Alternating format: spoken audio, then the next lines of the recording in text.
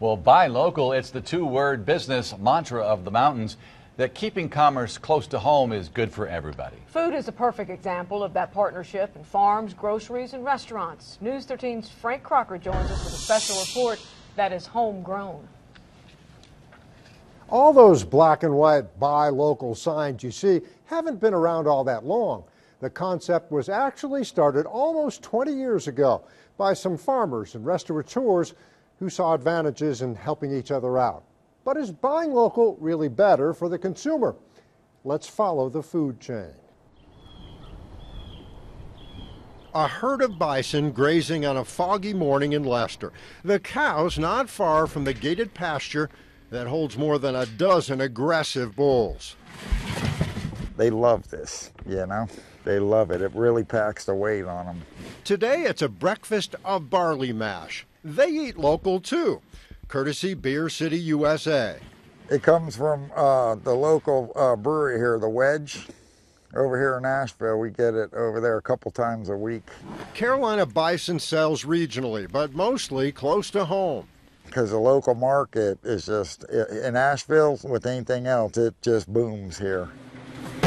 From the farm to the processor, then this distribution warehouse in Asheville. All natural, no hormones, no antibiotics. This fat carries a very high level of omega-3 fatty acids, which are your good fatty acids. Dr. Frank King is proud of his product. There are the health benefits, but also the link his business represents. To me, it's the way things are designed to work. You know, we're getting back to roots. We're getting back to understanding the values of what we eat and what's raised locally. You make great burger. Earth Fare will cut this in and grind this fresh for their customers every day. So it's on up the local food chain to Earth Fare, following Dr. King's bison, which is also trimmed and sold as steaks. It's leaner, isn't it? Yeah, the bison is a lot leaner than that. Right. That's what Sheila Doughton is looking for. She's never had bison. My husband's a meat and potato dude, so, you know, looking for alternatives to keep his cholesterol down. So what comes with it? You're going to get the bison burger. It's going to come with all the fixins. Burgermeisters in West Asheville also buys from Carolina Bison. Larry Gaddy's visiting from Hoke County and likes the idea of what's become so popular here. It's hundreds of miles fresher that way. And this is really very good. Now, if you'll excuse me. I think like anything else, it can be used as a marketing ploy, just like any green sort of thing that you do.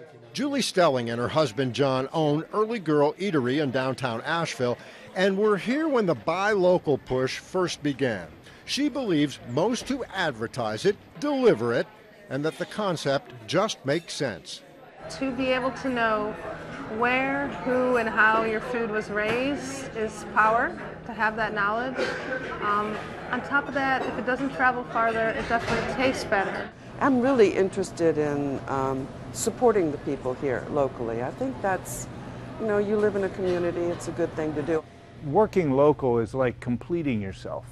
It's the full cycle of life. It's getting back to what used to be. And perhaps the largest and most obvious example of the buy local food movement is the tailgate market. What's been a roadside staple for generations has gone urban and year-round. For a list of winter markets, go to WLOS.com and click on News Links.